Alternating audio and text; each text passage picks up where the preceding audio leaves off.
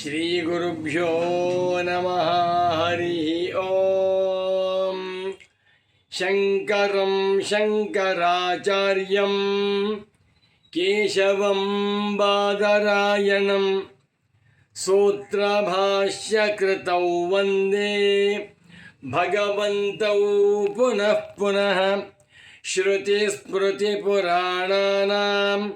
ಆಲಯಂ ಕರುಣಾಲಯಂ ನಮಾಮಿ ಭಗವತ್ಪಾದಶಂಕರಂ ಲೋಕಶಂಕರಂ.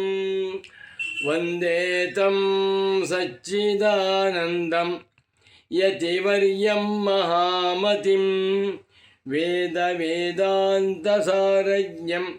ಸದ್ಗುರುಂ ಪ್ರಣತೋಸ್ಮ್ಯಹಂ. ಶ್ರೀಗುರುಂ ಪ್ರಣತೋಸ್ಮ್ಯಹಂ. ಶ್ರೀಮಚ್ಛಂಕರ ಭಗವತ್ಪೂಜ್ಯಪಾದ ಮಹಾಸದ್ಗುರುಭ್ಯೋ ನಮಃ. ಶ್ರೀ ಶ್ರೀ ಸಚ್ಚಿದಾನಂದೇಂದ್ರ ಸರಸ್ವತೀ ಸದ್ಗುರುಪಾದುಕಾಭ್ಯಾಂ ನಮಃ. ನಮೋ ನಮಃ ಶಂಕರ ಪಾದುಕಾಭ್ಯಾಂ. ಶಂಕರ ಭಾನು ಚಾನಲ್ ವೀಕ್ಷಕರಾದ ತಮ್ಮೆಲ್ಲರಿಗೂ ಇಂದಿನ ಕಾರ್ಯಕ್ರಮಕ್ಕೆ ಹೃತ್ಪೂರ್ವಕವಾದ ಪ್ರೇಮಪೂರ್ವಕವಾದ ಸುಸ್ವಾಗತಗಳನ್ನು ಕೋರುತ್ತಾ ಇದೀಗ ಕಾರ್ಯಕ್ರಮವನ್ನು ಪ್ರಾರಂಭ ಮಾಡೋಣ. ಒಂದು ಸುಭಾಷಿತ, ಪಂಚೈತಾನಿ ಸೃಜ್ಯಂತೆ. ಈ 5 ಗುಣಗಳು, ಧರ್ಮಗಳು ಅಥವಾ ಸ್ವಭಾವಗಳು ತಾಯಿಯ ಗರ್ಭದಲ್ಲಿರುವಂಥ ಮಗುವಿಗೆ ಬ್ರಹ್ಮನಿಂದ ಬರೆಯಲ್ಪಡುತ್ತದೆಯಂತೆ. ಯಾವಾಗ ಗರ್ಭ ಪ್ರವೇಶವಾಗಿ ಆ ಗರ್ಭದಲ್ಲಿ ಶಿಶು ಇರುತ್ತದೆಯೋ ಗರ್ಭಾವಸ್ಥೆಯಲ್ಲಿ, ಆಗಲೇ ಬ್ರಹ್ಮದೇವನು ಈ ಮಗುವಿಗೆ ಇಂತಿಂಥ 5 ವಿಷಯಗಳನ್ನು ಬರೆದು ಬಿಡ್ತಾರಂತೆ. ಅದನ್ನು ಪರಿಹಾರ ಮಾಡಿಕೊಳ್ಳುವುದಕ್ಕೆ ಯಾರಿಂದಲೂ ಸಾಧ್ಯವಿಲ್ಲ. ಒಂದು ಶ್ಲೋಕ, ಪ್ರಸಿದ್ಧವಾದ ಸುಭಾಷಿತ. ಆಯುಃ ಕರ್ಮ ಚ ವಿತ್ತಂಚ ವಿದ್ಯಾ ನಿಧನಮೇವ ಚ ಪಂಚೈತಾನಿ ಸೃಜ್ಯಂತೆ ಗರ್ಭಸ್ಥಸ್ಯೈವ ದೇಹಿನಃ. ಒಂದು ಸುಭಾಷಿತ, ಮತ್ತೊಮ್ಮೆ ಹೇಳ್ತೇನೆ. ಆಯುಃ ಕರ್ಮ ಚ ವಿತ್ತಂಚ ವಿದ್ಯಾ ನಿಧನಮೇವ ಚ ಪಂಚೈತಾನಿ ಸೃಜ್ಯಂತೆ ಗರ್ಭಸ್ಥಸ್ಯೈವ ದೇಹಿನಃ. ಗರ್ಭಸ್ಥಸ್ಯ, ತಾಯಿಯ ಗರ್ಭದಲ್ಲಿ ಇರುವಂಥ, ದೇಹಿನಃ, ಮನುಷ್ಯನಿಗೆ ಇನ್ನೂ ಹುಟ್ಟಿಲ್ಲ, ಇನ್ನೇ ಜೀವ ಬರಬೇಕಾಗಿದೆ, ಗರ್ಭ ಆಗ್ತಾ ಇದೆ, ಗರ್ಭ ಉಂಟಾಗಿದೆ. ಆ ಗರ್ಭಕ್ಕೆ ಬ್ರಹ್ಮದೇವ 5 ಅಂಶಗಳನ್ನು ಸೃಷ್ಟಿ ಮಾಡ್ತಾನೆ, ಬರೆದು ಬಿಡ್ತಾನಂತೆ. ಯಾವುದನ್ನು? ಆಯುಹು, ಈ ಮಗುವಿಗೆ 98 ವರ್ಷ ಆಯುಷ್ಯ. ಈ ಮಗುವಿಗೆ 99 ವರ್ಷ 4 ತಿಂಗಳು ಆಯುಷ್ಯ ಬರೀತಾನೆ. ಏನು ಮಾಡಿದರೂ ಕೂಡ, ಆಕ್ಸಿಡೆಂಟ್ ಆದರೂ, ಸಮುದ್ರದಲ್ಲಿ ಮುಳುಗಿದ್ರು, ಟ್ರೈನಿಗೆ ಸಿಕ್ಕಾಕೊಂಡು ಕೂಡ ಸಾಯೋದಿಲ್ಲ. ಯಾಕೆ? ಅವನ ಪ್ರಾರಬ್ಧದಲ್ಲಿ ದೀರ್ಘಾಯುಷ್ಯ ಯೋಗ ಇದೆ, ಯೋಚನೆ ಮಾಡಬೇಕಾಗಿಲ್ಲ.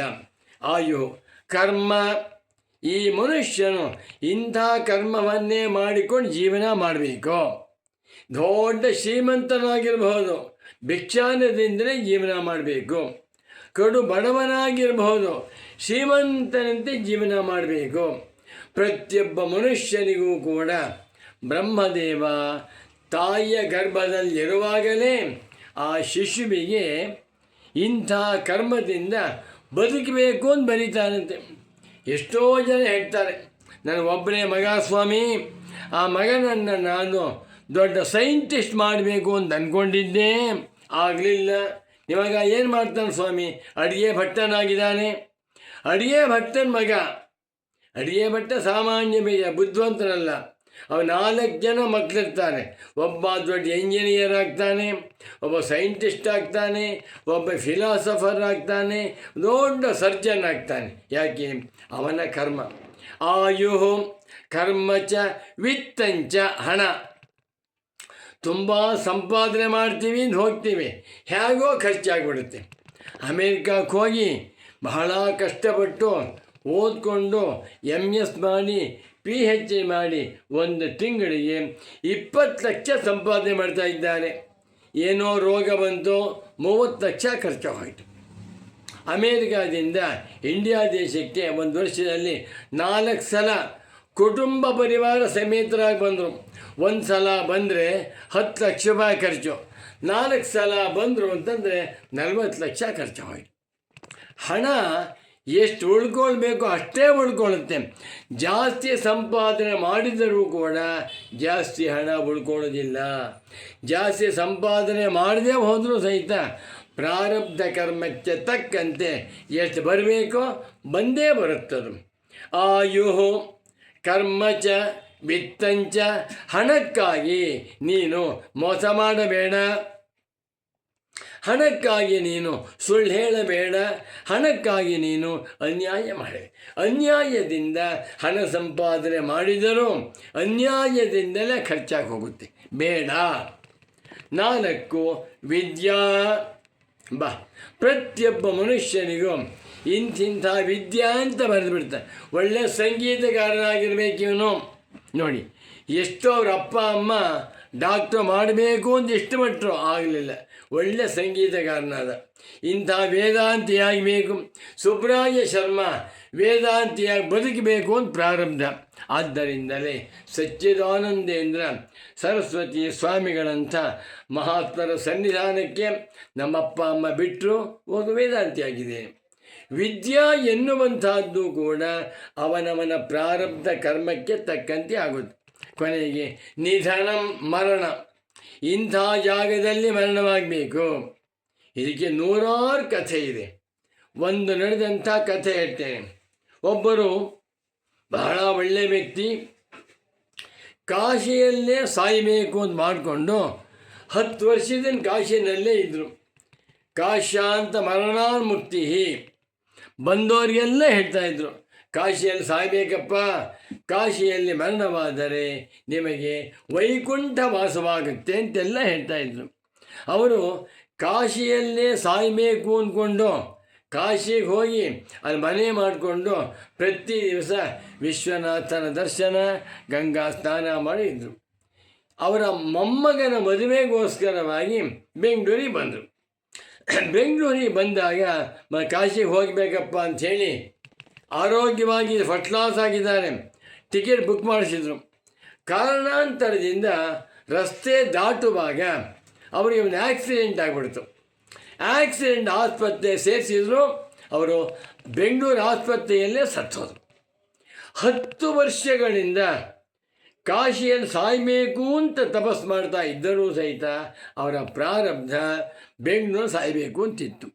ಇನ್ನು ಕೆಲವರು ಉತ್ತರಾಯಣದಲ್ಲೇ ಸಾಯಬೇಕು ಅಂತ ಇಷ್ಟಪಡ್ತಾ ಇರ್ತಾರೆ. ಉತ್ತರಾಯಣ ನೆನ್ನೆ ಕಳೆದೋಯಿತು, ಇವತ್ತಿನಿಂದ ದಕ್ಷಿಣಾಯನ ಪ್ರಾರಂಭವಾಯಿತು.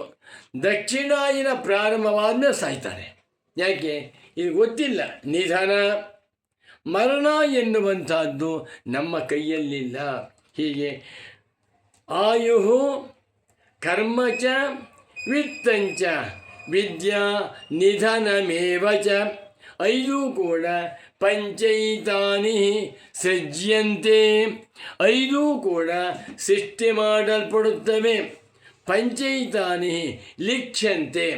ಬ್ರಹ್ಮದೇವನು ಆ ಜೀವಿಗೆ 5 ಫಲಗಳನ್ನು ಹಣೆ ಮೇಲೆ ಬರೆಬಿಡ್ತಾನೆ. ಅದಕ್ಕೆ ಹೆಸರು ಹಣೆ ಬರಹ.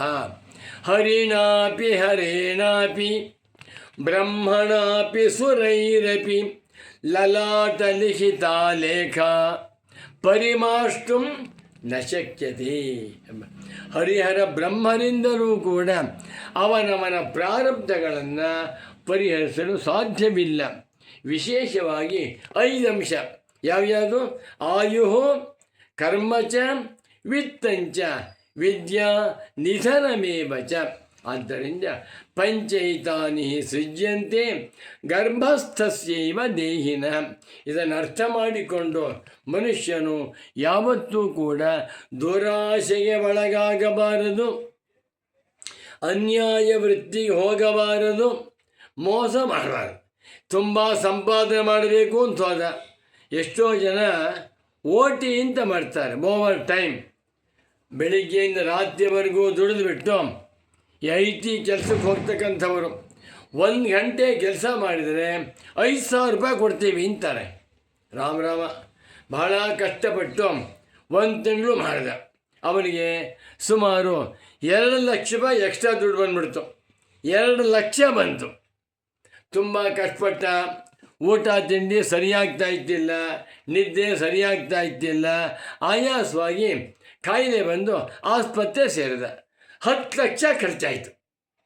ಸಂಪಾದನೆಯಾದದ್ದು 2 ಲಕ್ಷ, ಆರೋಗ್ಯವೂ ಹೋಯಿತು, 8 ಲಕ್ಷ ಜಾಸ್ತಿ ಖರ್ಚಾಯಿತು. ಆದ್ದರಿಂದ ಬೇಡ, ದುರಾಶೆಗೆ ಒಳಗಾಗಬೇಡ. ಇದನ್ನು ನೋಡಿಕೊಂಡು ನಮ್ಮ ಆಯುಷ್ಯ, ಕರ್ಮ, ವಿತ್ತ, ವಿದ್ಯಾ, ಮರಣ ಎಲ್ಲವೂ ಕೂಡ ಭಗವಂತನ ಸಂಕಲ್ಪದಂತೆ ನಡೀತಾ ಇದೆ ಅಂತ ತಿಳಿದುಕೊಂಡು ಸಂತೋಷವಾಗಿರು. ಅವರಿವರನ್ನು ನೋಡಿಕೊಂಡು ನೀನು ಅವರಿವರಂತೆ ಆಗಬೇಕು ಎನ್ನುವಂಥ ಭ್ರಮೆಯನ್ನು ಬಿಟ್ಟು ಬಿಡಪ್ಪ ಅಂತ ಹೇಳ್ತಾ ಇದ್ದಾರೆ. ಇದನ್ನು ಅರ್ಥ ಮಾಡಿಕೊಂಡು ನಾವೆಲ್ಲರೂ ಸಂತೋಷವಾಗಿರೋಣ. ಹೆಚ್ಚು ಸಮಯವನ್ನು ವ್ಯವಹಾರಕ್ಕಾಗಿ ಕಳೆಯದೆ ಸಮಯವನ್ನು ಮಾಡಿಕೊಂಡು ವೇದಾಂತ ಚಿಂತನೆಯನ್ನು ಮಾಡುತ್ತಾ ಮಾನವ ಜನ್ಮವನ್ನು ಸಾರ್ಥಕಪಡಿಸಿಕೊಳ್ಳೋಣ ಎಂದು ತಿಳಿಸುತ್ತಾ ಈ ಕಾರ್ಯಕ್ರಮವನ್ನು ಇಲ್ಲಿಗೆ ಸಂಪನ್ನಗೊಳಿಸುತ್ತಿದ್ದೇನೆ. ನಮೋ ನಮಃ ಶಂಕರ ಪಾದುಕಾಭ್ಯಾಂ. ಓಂ ಶಾಂತಿ ಶಾಂತಿ ಶಾಂತಿ.